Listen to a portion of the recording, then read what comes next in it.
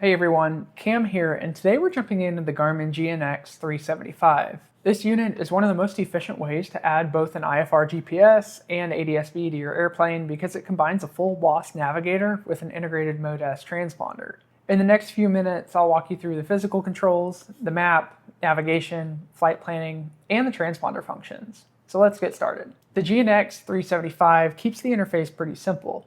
You have a home button, a responsive touchscreen, and a single knob in the lower right-hand corner. The home button always takes you back to the main menu, and the touchscreen handles nearly everything else. The knob is primarily used for zooming the map and toggling the page shortcuts, but it can also act as an alternate cursor input method, which can come in handy during turbulence. Even though the layout's pretty minimal, the software is pretty powerful and intuitive. Nearly everything is driven through clear menus and soft keys, and the workflow feels pretty natural once you understand the basic page structure.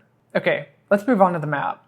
This will be your home base for most in-flight operations. The GNX 375 includes 4 fully customizable user fields located in each corner of the screen.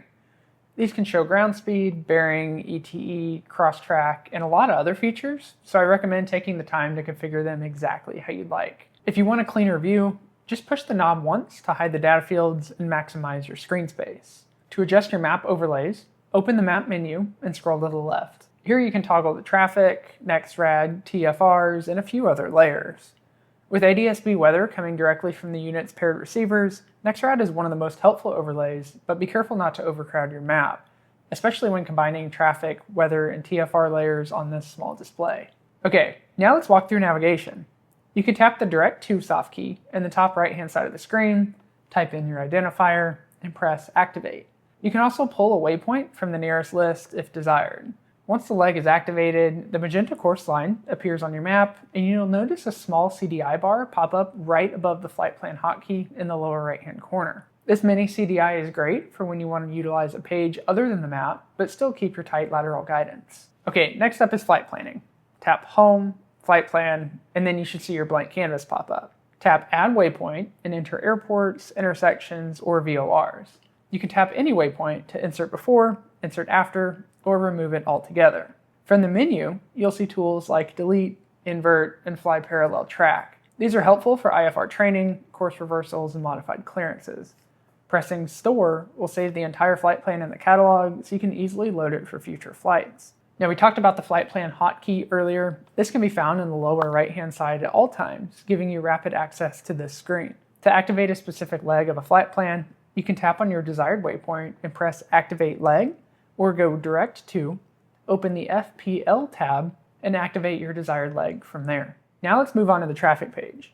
Because the GNX 375 is an ADS-B in and out unit, traffic information is easily accessible without needing to connect any other LRU.